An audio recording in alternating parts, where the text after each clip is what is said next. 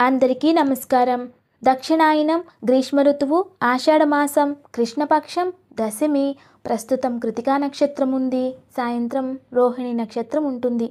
ఈరోజు మంగళవారం కృతికా నక్షత్రంతో కూడి వచ్చింది. అందుకే ఈరోజు మనం ఓం అగ్నిదుర్గాయై నమః అనే నామాన్ని జపించాలి. మన శరీరంలో ఉన్న శక్తి అగ్నిదుర్గా అని అంటాం. ప్రకృతిలో చాలా శక్తులు ఉంటాయి. వాయుదుర్గా, జలదుర్గా, భూదుర్గా, అగ్నిదుర్గా, అంతరిక్ష దుర్గా, ఇలా అన్నమాట. ఇవన్నీ కూడా పంచభూతాలలో కూడా దుర్గాశక్తి ఉంది అనే దానికి తెలియజేస్తారు. అయితే అందరూ కూడా ఈరోజు మంత్రబలంలో భాగంగా ఓం అగ్నిదుర్గాయై నమః, ఓం అగ్నిదుర్గాయై నమః అనే నామాన్ని జపించాలి. ఈ నామాన్ని జపించడం వలన మనలో ఉన్న కర్మ తొలగిపోయి మంచి మార్గం వైపు తీసుకెళ్తుంది. అంతేకాకుండా మనలో ఉన్న నెగిటివ్ ఎనర్జీని తొలగించేసి పాజిటివ్ వైబ్స్ తీసుకొస్తుంది.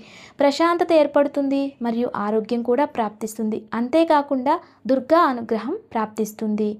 ఇక ఈరోజు మంచి మాట. మనకి ఏవైనా అవమానాలు జరిగితే చింతించకూడదు. అలాగే గౌరవాలు వచ్చినప్పుడు పొంగిపోకూడదు. ఏది వచ్చినా సమంగా తీసుకోగలగాలి. అదే నిజమైన జీవితం. అవమానాలను, గౌరవాలను, అపవాదులను ఎదురు చూస్తూ ఉంటే ఖచ్చితంగా దాని వలన సమస్యలే అవుతాయి. దీనివలన మనసు మానసికంగా చాలా దెబ్బతింటుంది. కాబట్టి దేనినైనా ఇలాగే జరగాలి అని ఎదురు చూడకూడదు. అలా ఎదురు చూడడం వలన సమస్యలే వస్తాయి. అతి ప్రేమ, అతి నమ్మకం వలన కలిగే బాధ కూడా అతిగానే ఉంటుంది. దేని మీదైనా అత్యధిక ప్రేమను పెంచుకుంటే దానిలో ఏ చిన్న మార్పు జరిగినా కలిగే బాధ చాలా ఎక్కువగా ఉంటుంది. అదేవిధంగా అతి నమ్మకం పెంచుకున్నా కూడా అందులో ఏ చిన్న తేడా కనిపించినా మనసు చాలా దెబ్బతింటుంది, నొచ్చుకుంటుంది కూడా. అందుకే కొన్నింటిని ఎంతవరకు తీసుకోవాలో అంతవరకే తీసుకోవాలి. దేనిని కూడా ఎక్కువగా కోరుకోకూడదు. అతిగా కోరుకున్నది అమృతమైనా సరే విషమే అవుతుంది. మనం దేనిని కూడా ఎంతవరకు ఆశించాలో అంతే ఆశిస్తూ, దేనికోసం ఎదురు చూడకుండా ఏది వచ్చినా ఫేస్ చేయడానికి రెడీగా ఉంటూ మన పని మనం చేసుకుంటూ ఉంటే జీవితం ప్రశాంతంగా ఉంటుంది. ఇది అందరూ కూడా గమనించాలి. ఇదే ఈరోజు మంచి మాట. ఇక మన సంప్రదాయం. ప్రతి మనిషిలోనూ దైవత్వం ఉంటుందా అంటే ప్రతి మనిషిలోనూ దైవత్వం ఉంటుంది అనే విషయాన్ని మనకి ఋషిమునులు ఎప్పుడో తెలియచేశారు. మనలో దైవశక్తి ఎక్కడ ఉంటుంది? దైవశక్తి ఎలా ప్రభావాన్ని చూపిస్తుంది? అసలు దైవశక్తి పొందాలి అంటే మనం ఎలా ఉండాలి అంటే, దైవశక్తి పొందాలి అంటే ముందుగా మనలో ప్రేమ శక్తి ఉండాలి, క్షమాగుణాలు ఉండాలి. ఈ గుణాలు ఎవరిలో అయితే ఉంటాయో వారిలో దైవశక్తి ఖచ్చితంగా ఉంటుంది. ఎవరిలో అయితే ద్వేషం అనేది ఉంటుందో అది రాక్షసత్వం అవుతుంది. కొందరు దైవ గుణాలు స్వీకరించడానికి సిద్ధంగా ఉండరు. ఈ కాలంలో చాలామంది రాక్షస గుణాలకే సిద్ధంగా ఉంటున్నారట. దైవత్వం వలన పొందే సంతోషం శాశ్వతమైనది. దైవత్వం వలన పొందే ప్రతిదీ భవిష్యత్తులో జరగబోయేదానికి మంచిదే అవుతుంది. కానీ రాక్షసత్వం వలన పొందే ఆనందం, సంతోషం అన్నీ కూడా క్షణకాలం. అంతేకాకుండా భవిష్యత్తును కూడా పాడు చేసేస్తుంది. అందువలన సాత్వికమైన జీవితం, దైవత్వంతో కూడిన సంతోషాన్ని ప్రతి ఒక్కరూ కోరుకోవాలి. అలా ఉండడానికి ప్రయత్నించాలి. అయితే ప్రతి మనిషిలో దైవత్వం ఎలా ఉంటుంది అంటే ప్రతి జీవరాశిలో ప్రాణశక్తి అనేది ఉంటుంది. కానీ మనిషిలో దైవత్వం అనేది ఒక శివలింగానికి సర్పం చుట్టుకుని ఉంటే ఎలా ఉంటుందో అలా మన శరీరంలో కూడా మూలాధార చక్రస్థితో, మూలాధార చక్రం నుండి కొంచెం పైకి వెళ్ళి వెన్నెముక దగ్గర ఉంటుంది. అలా మూలాధార చక్రం పైన దైవత్వం అనేది నిద్రిస్తూ ఉంటుందట. శివలింగాన్ని చుట్టుకొని సర్పం నిద్రపోతుంటే చూడడానికి ఎలా ఉంటుందో అలాగే దైవశక్తి అనేది కూడా మన శరీరంలో నిద్రిస్తూ ఉంటుందట. మనం నిద్రపోతున్నప్పుడు మన పక్కన ఎవరున్నారు అనేది కూడా తెలియదు కదా. అలాగే మనం దైవశక్తిని సాధారణంగా తీసుకుంటున్నాం. కానీ మనలో ఉన్న దైవశక్తిని ఎలా నిద్రలేపాలి అనేది చాలామందికి కలిగే ప్రశ్న. అవును కదా. అయితే యోగ మార్గం, భక్తి మార్గం, ధ్యాన మార్గం ద్వారా మాత్రమే దైవశక్తి అనేది నిద్రలేస్తుంది.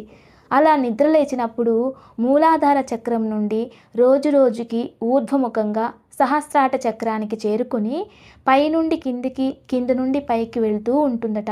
ఎప్పుడైతే దైవశక్తి మూలాధార చక్రం నుండి శిరస్సులోకి ప్రభావం చూపిస్తుందో అప్పుడు వారు మహాజ్ఞానవంతులు అవుతారు. అలా మహాజ్ఞాని అయిన వారు చాలామంది ఉన్నా వాళ్ళు స్వర్గస్థులైనా కూడా వారిని దేవతలుగానే చూస్తారు.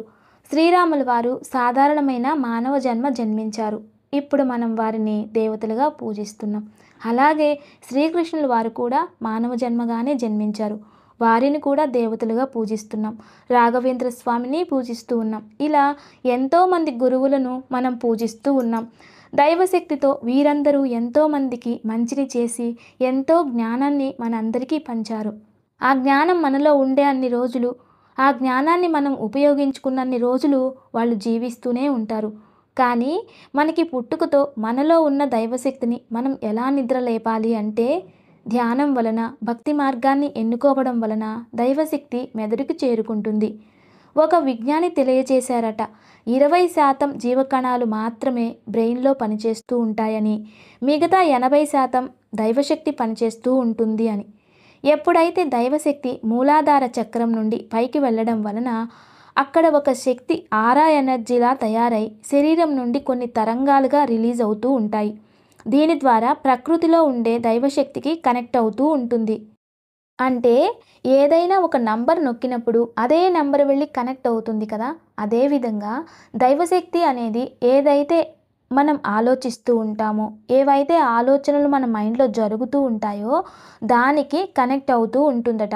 అప్పుడు ఆ ప్రకృతిలో ఉన్న దైవశక్తి అలా తిరిగి ఆ ఆలోచనల ద్వారా మరియు ఈ పంచేంద్రియాల ద్వారా మనం ఏదైనా పని చేయడం అనేది జరుగుతూ ఉంటుంది. అలాగే మనలో ఉన్న దైవత్వం నిద్రలేస్తే ప్రకృతిలో ఉన్న దైవత్వాన్ని మనం పొందగలం. ఇలా చేయనంత వరకు ప్రకృతిలో ఉన్న దైవత్వాన్ని అనుభూతి చెందలేము. దైవశక్తి అనేది మెదడుకి ఎంతగా అయితే చేరుకుంటుందో అంత దైవశక్తి అనేది అనుభూతి చెందగలం. దైవశక్తి అనేది మూలాధార చక్రం నుండి కొంచెం నిద్రలేచిందనుకోండి, కాస్త దైవశక్తి ఉంటుంది. అదే ఇంకొంచెం పైకొచ్చి స్వాదిష్టాన మణిపుర వరకు వచ్చిందనుకోండి, ఇంకొంచెం పెరుగుతుంది. అదే అనాహతికి వచ్చిందనుకోండి, ఇక వారు ప్రేమగా ఆనందంగా అందరి ప్రేమను పొందుతూ దైవశక్తిని చూపిస్తూ ఉంటారు. అదే ఇంకొంచెం పైకొచ్చి విశుద్ధ చక్రం చేరిందనుకోండి, అప్పుడు వారు ఎవరికైనా మాట ఇచ్చినా అలాగే నడుచుకుంటారు మరియు వాళ్ళు చెప్పినటువంటివి కూడా జరుగుతూ ఉంటాయి. అలాగే ఇంకొంచెం పైకొచ్చి అజ్ఞాత చక్రం చేరిందనుకోండి, వారు భూత భవిష్యత్ వర్తమానాలను కూడా తెలియచేస్తారట. ఇంకొంచెం పైకెళ్ళి సహస్రాటంలో కలిసిపోయిందనుకోండి, వారు దైవత్వాన్ని పొందుతారు. దైవాంశ సంభూతులు అని. వీరు ప్రపంచానికి ఎంతో మంచిని చేస్తూ మంచిని బోధిస్తూ ఉంటారు. అలా దైవత్వాన్ని అందరూ పొందాలంటే కొన్ని నియమాలు పాటించాలి. ఉదయం త్వరగా నిద్ర లేవాలి, రాత్రి త్వరగా పడుకోవాలి, ఆనందంగా ప్రేమగా ఉండాలి, అందరిలో ప్రేమ గుణాలతో చూడాలి, ప్రతి జీవరాశి మీద దయ దాక్షిణ్యం అనేది పెంచుకోవాలి. ఇలా చేయడం వలనే దైవత్వం అనేది వస్తుంది. అందరూ కూడా ప్రేమతో దైవత్వంతో జీవించడానికి ప్రయత్నించాలి. ఇక దివ్య పూజ. రేపు ఉదయం ఏకాదశి ఘడియలు ఉంటాయి. బుధుడికి అధిదేవత దుర్గాదేవి అయినప్పటికీ రేపు ఉదయం కృష్ణ నక్షత్రం అంటే రోహిణి నక్షత్రం ఉంటుంది. ఈరోజు సంతాన యోగం కోసం విశేషంగా పూజిస్తారు. రేపు ఉదయాన్నే శ్రీకృష్ణుల వారిని పూజించి వెన్నని నైవేద్యంగా చేసి తరువాత ఆ వెన్నని ప్రసాదంగా భార్యాభర్తలు స్వీకరించాలి. ఇలా చేయడం వలన ఖచ్చితంగా సత్సంతానం ప్రాప్తిస్తుంది. అంతేకాకుండా ఆ వెన్నని చిన్న పిల్లలకి తినిపించడం వలన వారిలో తెలివితేటలు పెరుగుతాయి, ధర్మ మార్గాన్ని ఎంచుకుంటారు. కాబట్టి అందరూ ఆచరించడానికి ప్రయత్నించాలి. ఈ రోజుల్లో చాలామంది పిల్లలు ఎంటర్టైన్మెంట్కి అలవాటైపోతూ ఉన్నారు, చదువులకి దూరం అయిపోతున్నారు దీనివలన. కాబట్టి ఇలాంటి ఎవరి ఇంట్లో అయితే ఇలాంటి జరుగుతూ ఉంటాయో అక్కడ నెగిటివ్ అనేది ఉన్నట్లు. కాబట్టి ఇవన్నీ సరిగ్గా ఉండాలి అంటే ఇంట్లో శ్రీవాస్తు యంత్రాన్ని పెట్టుకోవాలి. ఈ యంత్రాన్ని పెట్టుకోవడం వలన సత్ఫలితం ఉంటుంది. ఇక ఈరోజు దివ్యమైన యోగక్షేమం. దిష్టి దోషాలు దూరమైపోయేందుకు, విజయం ప్రాప్తించేందుకు, రాహుగ్రహ దోషం తొలగిపోయేందుకు ఈరోజు సాయంత్రం రాహుకాలంలో ఏ శక్తి దేవత ముందైనా నిమ్మపండు చెక్కలో నెయ్యి కానీ కొబ్బరి నూనె కానీ లేదా విప్పు నూనె కానీ వేసి దీపాన్ని వెలిగించి పూజించాలి. నమస్తే. Thanks for watching.